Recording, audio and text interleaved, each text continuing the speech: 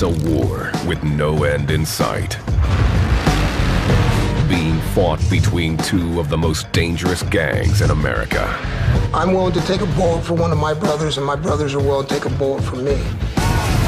At stake, control of Northern California, pride and domination. Firearms, edged weapons, blunt objects, anything that they can utilize to fight with, they will. Their total focus is on hatred for the enemy. They have a policy of shoot or kill on sight if they can. The Hells Angels and the Mongols are locked in a battle to the death. It's last man standing. Fights may last a brief period of time. A war goes on forever. War's hell. No, that's the bottom line.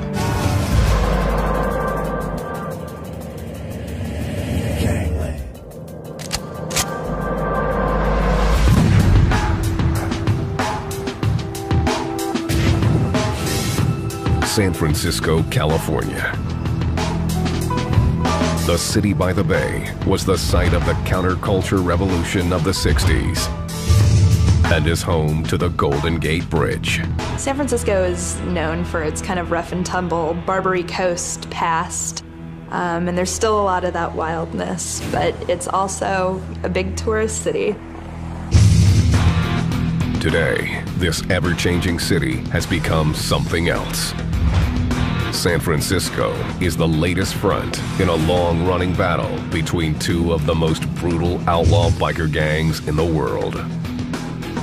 The willingness of each gang, the Hells Angels and the Mongols, to use violence for control is one of the things that characterizes those gangs as criminal street gangs.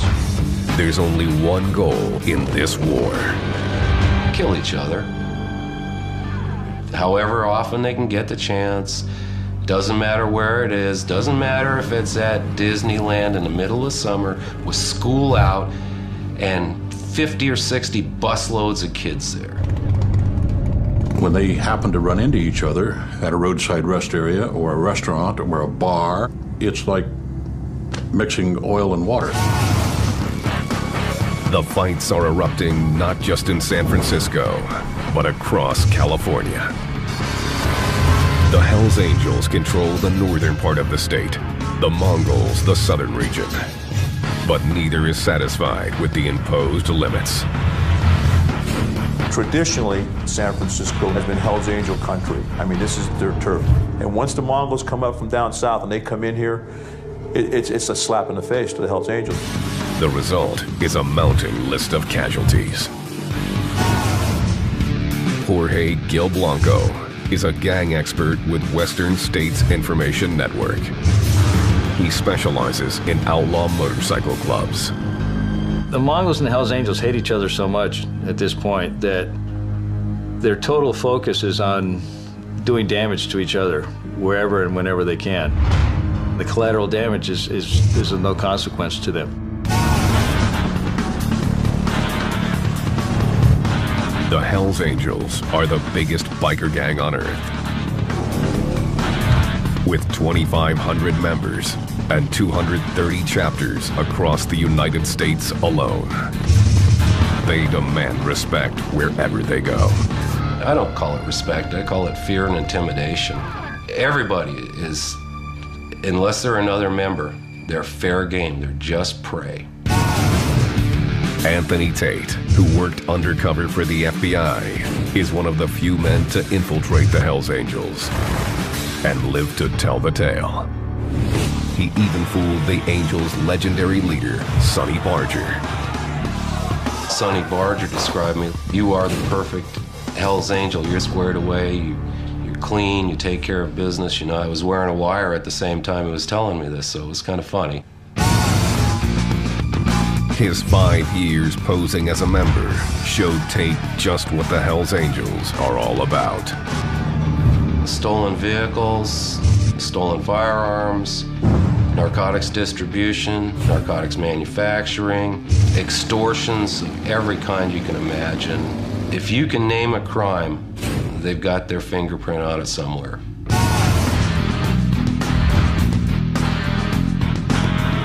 The Mongols are the Angels' biggest rival. and their cutthroat attitude makes them a dangerous enemy. It lets you know that a Mongol will always win. A Mongol will always come out on top. You know, if I'm down, I'm gonna get up and keep coming at you until I can't do it anymore. The Mongols are smaller in number. With just 500 members and about 12 chapters in the U.S., they're outnumbered by 5 to 1 when compared to the Angels. I love to kick ass. I'll come at you with a smile, but I will fight you just because it's cloudy outside. You know what I mean? That's what I like to do. When a club is at war, you're going to do whatever it takes to protect your family and your friends and your brothers. If you see each other in bars, you know, the shit's still on. Roger Penny is a veteran Mongol and the gang's former national president.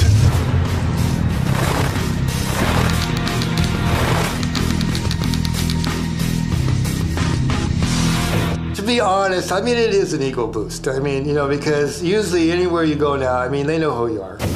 Penny joined the gang in 1972 and bears the scars of the war with the Angels. Put my life on the line for the club over and over again. You know, I didn't get stabbed and shot 7 or 8 times for, you know, standing on the sidelines. Penny says the Mongols take extreme issue with the Hells Angels mandate. If I want to ride a bike and I want to put on a patch, I'm not going to have somebody tell me where I can ride and where I can, or where I'm going to go. You know what I mean? The fight between the gangs has lasted 30 years, with a dozen confirmed deaths and countless shootings. We're at war. I mean, basically, everybody knows that, and that's what's going to happen. But when you're at war, that's just the price you pay. September 2nd, 2008. The Dirty Thieves Bar in San Francisco's Mission District. An unknown Mongol entered the bar wearing his colors.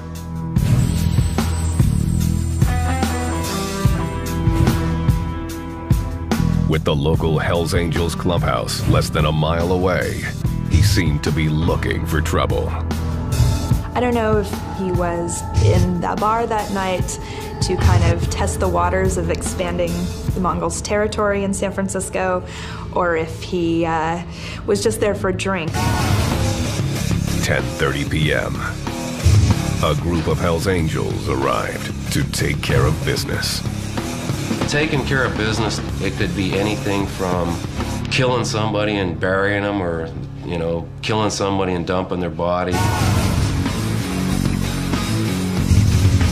Mark Papa Guardado, the Angels' San Francisco chapter president, was among them. Papa had a reputation for brutality, and he wasn't about to put up with an enemy in the heart of Hells Angels territory. There was some sort of conflict between him and Mark Guardado, and they went out into the street. They had a little bit of a wrestling match. The Mongols stabbed Guardado 4 times, then pulled out a gun. Witnesses said that they saw the fight, they saw them kind of grapple. Suddenly, shots rang out. Mark Guardado was hit in the head and chest. He fell face down in the street. Witnesses were stunned as the Mongol fled the scene of the crime on his motorcycle. The fact that he rode off on a motorcycle definitely raised some suspicions that there might be a biker war brewing. The Angels' code demanded that they seek revenge. Everyone on both sides and the city itself knew what was coming. They're going to do whatever they want. It doesn't matter what society says or the law says. They got their rules. Nothing else matters. But once that first punch, or that first kick, or that first bullet goes flying, it's too late for talking. San Francisco. Residents call it simply the city. Tourists who flock here to see the Golden Gate Bridge, cable cars, and Chinatown call it Frisco. It's also the front line of a brutal gang war between the Hells Angels and the Mongols Motorcycle Club. They hate each other, they won't do business with each other, they'll kill each other when they can. The two gangs are sworn enemies, but each started peacefully right here in California. They originally started, most of the clubs started as just to ride, to have the freedom of riding. The Hells Angels were founded in 1948 in San Bernardino, 400 miles south of San Francisco. The San Francisco chapter was formed 6 years later in 1954. Over the next 2 decades, the Hells Angels would build themselves into the most powerful motorcycle gang in the world. The Hells Angels view the world as kind of a them versus us proposition. You and I are citizens. We're not members of the Hells Angels. As such, we're some kind of lesser life form. In the 1960s, the Hells Angels set up chapters across the United States and had no trouble finding recruits. There is a big attraction there. There's the drug attraction, there's the violence, there's the women, and it's pretty much the attitude that we can do whatever we want, whenever we want, and get away with it. And nobody can stop us.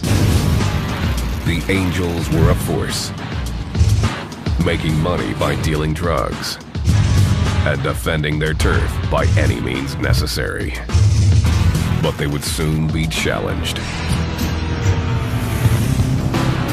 In the 1970s, the Mongols Motorcycle Club roared to life in Montebello, California, taking its name from Genghis Khan's ancient warriors.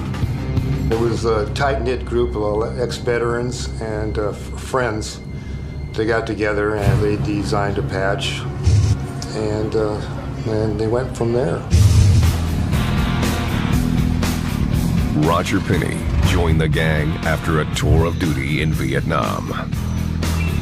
When I came back from Vietnam, I had this thing that I couldn't cure. It was like a rush for excitement, because I just went through a war, for God's sakes, and you just live on the edge, so to speak. The open road, outlaw image, and partying drew him in. Riding with the Mongol horde made him stay. You can imagine being in this long, stretching highway with hundreds of bikes and the roar of engines, and everybody's with you. We're all the same group. We're all Mongols. By 1973, the former platoon leader, Pinney, had risen to the rank of Los Angeles chapter president. The Mongols began expanding their territory in California and trying to grow their drug business. They're involved in the illegal drug trade in the sense from anything from small amounts of either methamphetamine, marijuana dealing to pound dealing, kilo dealing quantities. The Hells Angels noticed, especially when the Mongols modified their colors. The patch that they wear on their back can be referred to as a patch or a set of colors, and this is sacred to them. The patch is split into 3 pieces with the gang's name on top, their logo in the middle, and their location on the bottom. This bottom rocker marks their territory. For decades, the Hells Angels' bottom rocker had been California. The bottom rocker indicated it was their state, California. Any other club could be a city club, but not a state club. By 1977, the Mongols decided to claim California as their territory. It was a serious insult to the Hells Angels and a threat. It was territorial. They owned, felt they flew California, it was theirs, period. To them, it was probably the same as flying Hells Angel top rocker. The Hells Angels ordered the Mongols to remove the patch, but the Mongols weren't about to take orders from anyone. It was which way we were going to go and how the club, are we going to take this and become a family club, you know, and are we going to stand up to the plate, you know? The gang put it to a vote. The results weren't surprising. The Mongols basically decided that, you know, we don't care what the Hells Angels have to say, we don't care what anybody else has to say, we're going to do what we're going to do. We didn't realize what we were biting off, to be honest with you. But, you know, we did it. The decision led to the first blows in this war. September 5th, 1977. Escondido, California. 2 Mongols members, Raymond Jingle Smith and Emerson Redbeard Morris, were headed home with their girlfriends in tow. The trip would put them on the Hells Angels' radar, and everyone knew tensions were high. Redbeards and Jingle asked, should we fly back, brother? 2 San Diego Hells Angels driving in a car came up behind the Mongols, pulled out machine guns, and opened fire.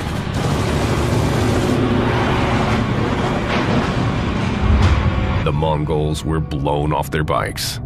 Both of these Mongols were killed. Both of the old ladies were shot up, one of them paralyzed, but both of the women survived. The shooting signaled the fight was on. When Redbeards and Jingles got blown off their bike, that's starting the war big time, you know, and that's where we knew the was on. The Hells Angels weren't done. During the funeral for Smith and Morris, a man arrived with a bouquet of red and white carnations, the Hells Angels colors. It was the ultimate insult. Then, the car used to deliver the flowers exploded, injuring 3 more Mongols. The gang was enraged and began plans to fight back. If you shoot one of our guys off his bike, we're gonna come at you with everything we have. There would be no backing down. I already lost one war. I wasn't gonna, you know, I've had enough of that. A lot of us veterans said hell with it. The most deadly biker war in history had begun, and the 80s saw the bodies piling up. 81, a Mongol was killed. 82, 2 Mongols were killed. 88, there was another Hells Angel stabbed to death on the Queen Mary by a Mongol member at a bike show. By 1994, the bloody gang war had gone on for almost 2 decades, and there was no end in sight. The Mongols approached Hells Angels leader Sonny Barger, who decided enough was enough. Sonny made the call, say we can just have a meeting and get this thing over with, because it's dragging out forever. The 2 gangs agreed to share California. The Hells Angels got the northern half, the Mongols the southern. But the truce was short-lived. By 2000, the Mongols decided to start a chapter in Northern California. We wanted to start a chapter of the Mongols in San Jose, California. The Hells Angels were claiming the Northern California as all theirs. According to them, that was their territory. We were to stay out of it. The Angels saw it as an act of aggression. The war was back on, full force.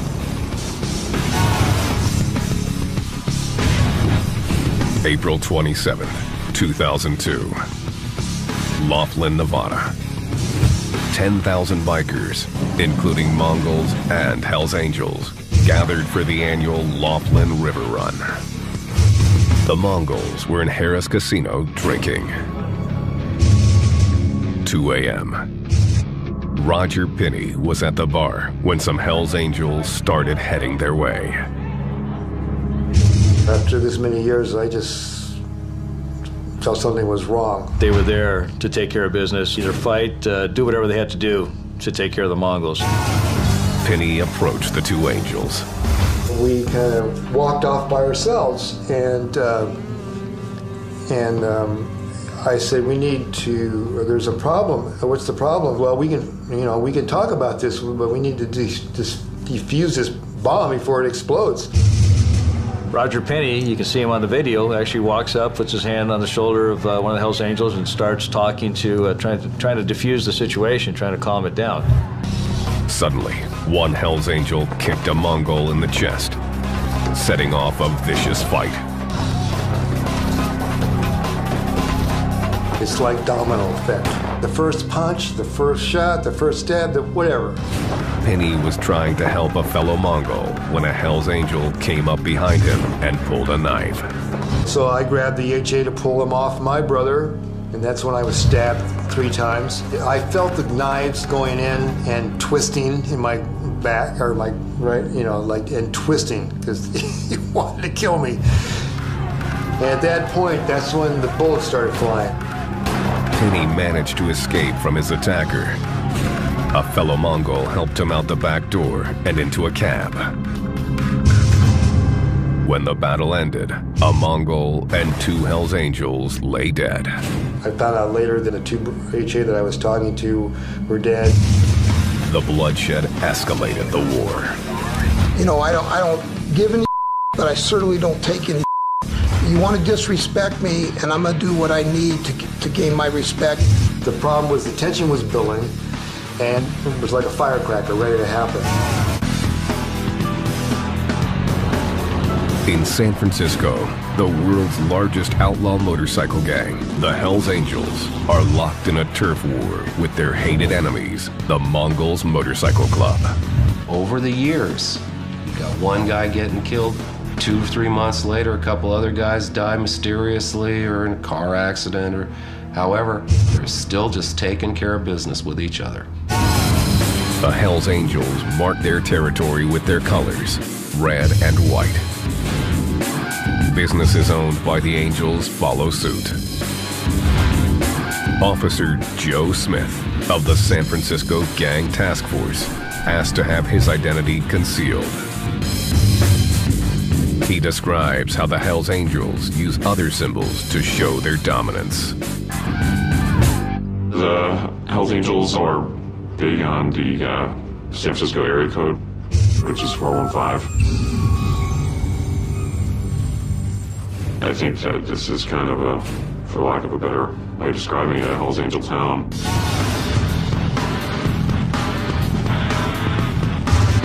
Anthony Tate, who worked undercover for the FBI, spent 5 years posing as a Hells Angel. I never had to kill anyone. I beat up a number of different people, but that was just part of everyday business. He's experienced the seductive power of the outlaw image. You get on a motorcycle and you do know that you have a power. When you rack it up and those pipes rack as you're going by a couple of good-looking girls, just turn their head and look. Tate was a valued member of the Hells Angels. I had explosives and demolitions and firearms experience from the military, and so that's a pretty well-rounded package in their book. Tate eventually became the gang's sergeant of arms, responsible for enforcing their will. Sergeant of arms does exactly that. You tune up the person that needed to be tuned up. It's just the way it is. And hopefully that person survives through that conversation. The Mongols operate the same way. I'm what they call a club enforcer. When there's people out there who don't really agree with what has to be taken care of, I make sure that they agree with it. I don't take no for an answer. The gangs reserve their most violent acts for each other, but collateral damage is acceptable. The war between the 2 gangs, the Mongols and the Angels, you're there, you're standing 100 feet away, and a bullet just happens to come along and smack you right in the forehead. You're dead. Doesn't matter if you were standing right in the middle. Society does not matter to them. The Hells Angels show their power in a very public way. It's very commonplace to see members carrying large knives on their hips open and exposed so they can't be arrested for concealing a weapon. Whips are pretty big, used to crack motorists that annoy you when you're riding your bike, break a rear mirror off, or etc. They also have a specific way to show their hatred of the Mongols. Occasionally you see acronyms such as AMMD, which allegedly means all Mongols must die. While these two gangs are willing to kill one another, there is one thing they will not do: violate the Outlaw Biker Code. I'd never testify against anybody, and that's just the biker way. But the one thing that you do not do in the biker world is rat. That's the way it is. The battle for California continues. Eureka, 275 miles north of San Francisco. November 7th, 2008. Hell's Angel Robert Thompson was fresh from prison after being acquitted of the murder of 2 young girls. He went to a local bar just before midnight. My understanding is that he was there to basically show the colors, try to make some inroads in Eureka for the Hells Angels, because it's kind of uncharted territory. There's nobody that really controls that particular area at this point. A group of Mongols ambushed Thompson, shooting him and leaving him for dead. He barely lived. When the suspects were taken into custody, their tattoos told the story. We have a kind of a mantra that respect few, fear none. The respect few, fear none tattoo is worn only by Mongols who've committed violence against the Hells Angels. Mongols flaunt their ink like war paint. Well, the MFFM that I have right here on my chin, it's Mongols forever, forever Mongols. Well, when I first started, I got these on my face, and a lot of people were looking at me and saying, hey, well, what do you got that genie for, you know? So I put the Mongols over so that they know. I'm proud of my club, so I want everybody to know about it. The Mongols reward their toughest members with their highest honor. The Black Heart is given out to a brother that was wounded in the line of duty, basically, or trying to help somebody, or whatever the case. Roger Pinney has 4 Black Hearts. He earned 1 for his involvement in the 2002 riot in Harrah's Casino in Laughlin, Nevada. It's kind of rough to talk about because, I saw a lot of people hurt for no reason, But I stood up, I did my thing. Following the casino battle, the Mongols adopted a new tactic in their war against the Hells Angels. They began recruiting new members from a brutal Hispanic gang known as Sureños. These new members had a vicious reputation. If they're dealing with Sureños and they get loyalty from that club, then I guarantee that they're definitely going after somebody. They're definitely going to use them for a violent act. The new recruiting push wasn't supported by all of the Mongols. They were bringing into the club their old ways, their gang member ways, and they were dealing drugs. They've taken a lot of people in without doing a good background. They've taken a lot of these wannabes that didn't even have motorcycles into their clubs, just so they could get their volume up and their numbers up. The decision made the Mongols stronger. It also made the gang more volatile and dangerous. The Mongols are more of a loose cannon than the Hells Angels would be. The younger guys are the ones that are probably going to be quicker to react. We were a different club after Laughlin. We were a lot harder. We had to be. So when it came down, we were much more prepared, shall we say.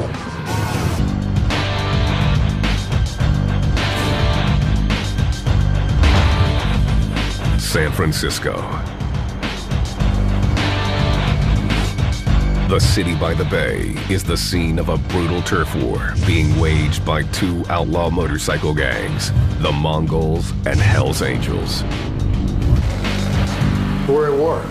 People look at this program like young Hell's Angels, one young Mongols, and say, oh, you know, who cares? We'll kill them all.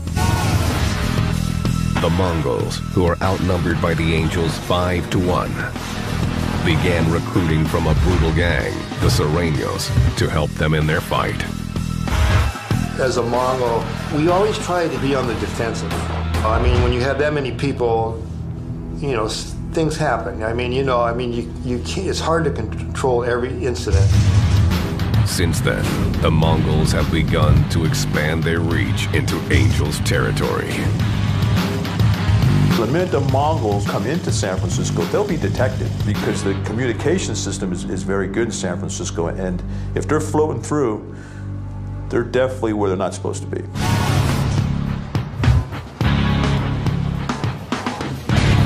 September 2nd, 2008. San Francisco's Mission District. Hell's Angels chapter president, Mark Papa Guardado, and a member of the Mongols engaged in a violent fight. There was a conflict between Papa and this supposed Mongol member outside of the bar on the sidewalk, and a struggle ensued in which the suspect produced a handgun and shot Papa. The Mongol fled the scene on his motorcycle after pulling the trigger.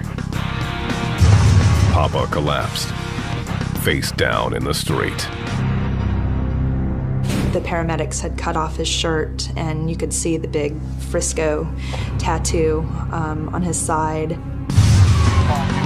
Papa was rushed to San Francisco General Hospital, where he was pronounced dead. News of the murder spread instantly throughout the city. This is no ordinary murder. This could be big trouble for the city and for the mission. Everyone was pretty worried that it would mean a big war in San Francisco between the Mongols and the Hell's Angels. Papa was a popular, respected angel, and his death left the gang burning for payback. The Hell's Angels revered Mark Guardado. He's not afraid to take on the police or take on anybody, including the Mongols or any of their rivals. September 15th. The Hell's Angels laid Papa to rest in the San Francisco suburb of Daly City. The rumbles of more than 2,000 bikes could be heard for miles as the Angels rolled into town to pay their respects. When the actual procession started, it was not as loud as anything I've heard on the street before. But I mean, the ground really did shake a little bit as the procession went by. It was fitting tribute. All day, people came roaring up on their Harleys, motorcycle clubs from all over the country and even overseas. It was the biggest funeral Daly City had ever seen, and everyone kind of wondered, is violence going to break out? Vengeance was in the air. That was a club chapter president of an internationally recognized city. And this is some Mongol that's in his town, and he gets killed by him. They've got a save face, so it's going to get a lot worse. The Hell's Angels would retaliate. They had eyes everywhere, and they could spot a Mongol and make the necessary phone calls to round up their troops. The San Francisco PD released the identity of the suspect they believed to be responsible for the murder, Christopher Ablett. That he was a Mongol was no surprise to the Angels. When they released Chris Ablett's identity, it was kind of a confirmation of everyone's suspicions. Everyone kind of knew it was a rival motorcycle group. When the police went to Ablett's home to execute an arrest warrant, he was nowhere to be found. Police would need to find Ablett before the Angels in order to avoid further bloodshed.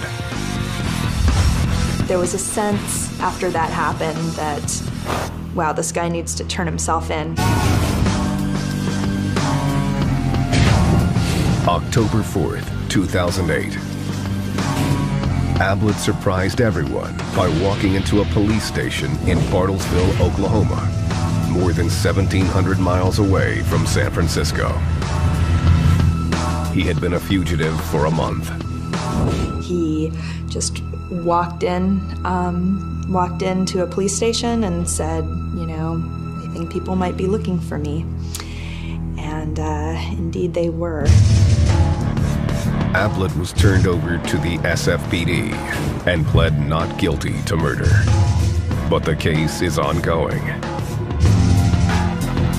And the fear of reprisals remains high. The killing of the San Francisco president will add a lot of fuel to the fire. It will exacerbate the situation tenfold.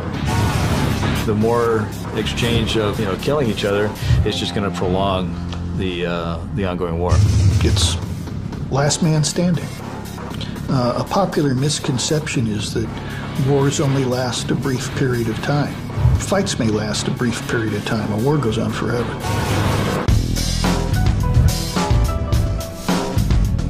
San Francisco is in the grips of a brutal gang war between the Hells Angels and the Mongols Motorcycle Club. The killing of local chapter president Mark Papa Guardado has put the city on edge. His alleged murderer, Mongol Christopher Ablett, is behind bars, but tensions remain high. Well, we've now had violence between the Hells Angels the full length and breadth of this state. Mongols are attacking them in Humboldt County. They're attacking them in San Francisco County. They're attacking them in Southern California. You should hate a Mongol because you're a Hells Angel. You should hate a Hells Angel because you're a Mongol. These people have been carrying that hatred for a long time.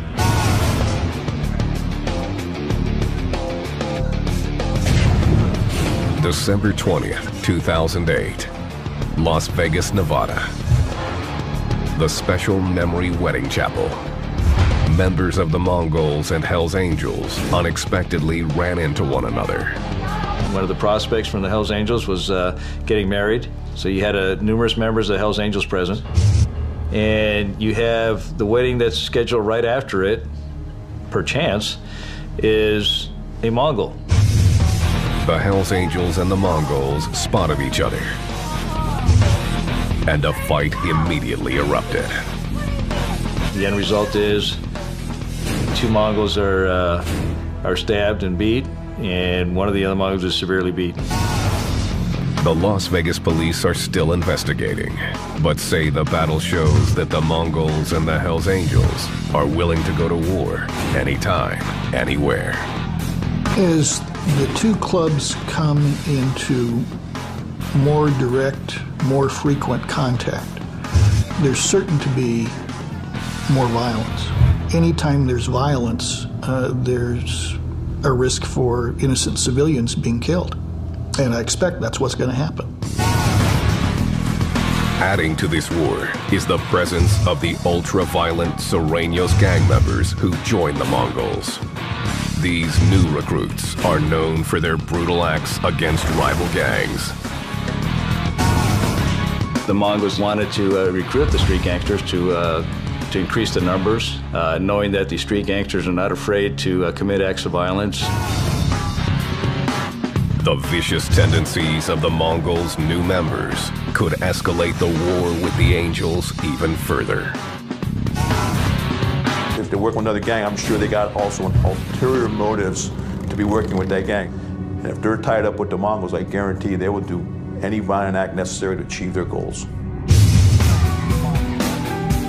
The potential for serious violence has drawn major attention from law enforcement. So far, the Mongols have felt the heat much more severely. In 2008, the Bureau of Alcohol, Tobacco, and Firearms arrested 61 Mongols and charged them with methamphetamine distribution and assaults on rival gang members. The The raid revealed a 3-year-long undercover racketeering investigation. Several other Mongols were arrested here in California and Nevada. Large amount of cash was seized, weapons were seized, over 50 motorcycles seized. The news only got worse for the Mongols when a federal judge granted an injunction against the gang. If a member of the Mongols wears his patch in public, law enforcement are allowed to seize his vest. It's a major blow to this fierce motorcycle club. We're going to kill ourselves off. We're going to kill the clubs off. Right now, they got indictments. The Mongols can't fly their patches. Well, you don't think that's going to stop with us? If they get this through, they're going to go against all the clubs, and we're going to wind up destroying everything. That's a big thing because the colors is what they live for. That's their identity. That's who they are. And they're not going to be so intimidating walking around with a Mongol's belt buckle as opposed to a Mongol's patch. The authorities are also targeting the Angels. Anthony Tate left his FBI undercover assignment inside the gang and has testified against them. One of the things I believe in is a swift and speedy justice. It really frustrated me that these guys that had committed all these murders and done all these terrible things were not in prison. They were just out doing their thing, hadn't been caught yet. Tate's testimony against high-level Hells Angels members set off a barrage of indictments. The evidence that we had taken, hundreds of firearms, pounds and pounds of narcotics, pounds and pounds of explosives from members all over the United States. The situation has been a major blow to the Angels. And with their code of silence broken, the gang has changed their Death's Head logo. You'll notice the mouth is closed and they're stitching across the mouth because we don't talk about club business. Tate now lives in hiding, convinced that the Hells Angels will retaliate if they know his whereabouts. They would do it. They would do it if there was an opportunity. As far as continuing to look for me, they do on occasion. However, the person that tries to collect on the hit, if they're successful, the Angels won't pay. They won't pay. They'll just cap him when he comes to collect his money. Roger Pinney is on probation for his involvement with the Laughlin incident and is no longer permitted to associate with members of the Mongols. He says he regrets that the war even got started. And they're all the same when it comes right down to it. You know, that's why it's so stupid. You know, we all love motorcycles, we all love to ride, we all love to party, and we love brotherhood. You know what I mean? That's what it's all about. Unfortunately, someone steps on somebody's toes and then everybody wants to kill each other. The new generation of members are hungry for power and are not interested in stopping the battle. Most of the younger members have no clue as to what started the war. I don't think they know as to why they're really fighting each other, and that's what's expected of them. They're expected to hate the enemy. I will give my life for this club. You know, don't get it twisted. Anybody out there watching this, if I can die so the club name can move on, I'll do that. The war is in the DNA of both gangs and shows no signs of slowing down. There's going to be wars. As long as there are colors, as long as there's patches, as long as there's that who has to be alpha dog, there's going to be wars. I wouldn't know how to use the proper adjectives to describe it. How much hate can you have? I mean, is this like Arab-Israeli? You know? I don't know if there's any into it, but do we really want to go on, you know, killing each other? Because it's not going to end. It never is going to end. War's hell. No, you know, that's the bottom line.